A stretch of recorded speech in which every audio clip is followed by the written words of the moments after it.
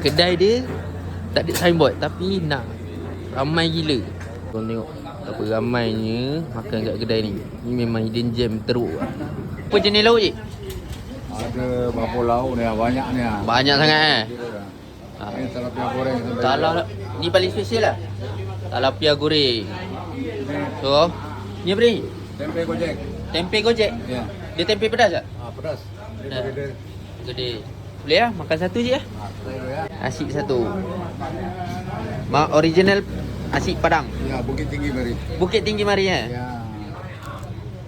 Ni, korang tengok lauk nasi Padang kat sini banyak gila. Ni, start daripada sini. Ni. Sampai ujung tu. Banyak gila. Paling special apa ni? Ini sambal terung tempe. Sambal terung tempe. Paling special tak? Boleh lah, semua Boleh. special lah. Semua special Oh, keting. Keting. Oh ni. Urat. Ada urat keting.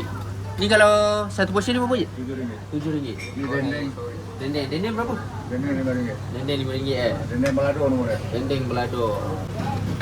Dendeng RM5. Dia bukan ayam kecap tu. Dah tu? Yang ni baik? Semur. Ayam semur. Ayam semur tu ayam apa? Yalah, kalau sini panggil ayam kecap lah. Oh ayam. Saya pakai ayam semur. Oh, kalau Indonesia panggil ayam semur. Ya.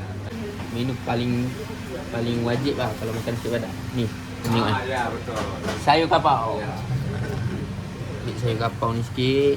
Ambil sikit sambal merah dengan sambal hijau. Ni sikit, campur je. Ni sikit, ambil ayam goreng ni. Besar-besar mat. Besar-besar ayam goreng ni.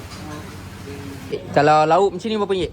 Ayam sayur 8, tunjangnya RM7, Aha. jadi RM15,000. RM15,000 Okey. Besar ni RM7. Ni, tengok. Lembut. Susah nak jumpa kedai nasi Padang yang ada sayur kapau. Ambil ayam sikit, ambil dia punya urat sikit. Bismillah. Penuh rasa Padang. So kalau korang nak, korang kena datang sini. Apa pun, dan rantai.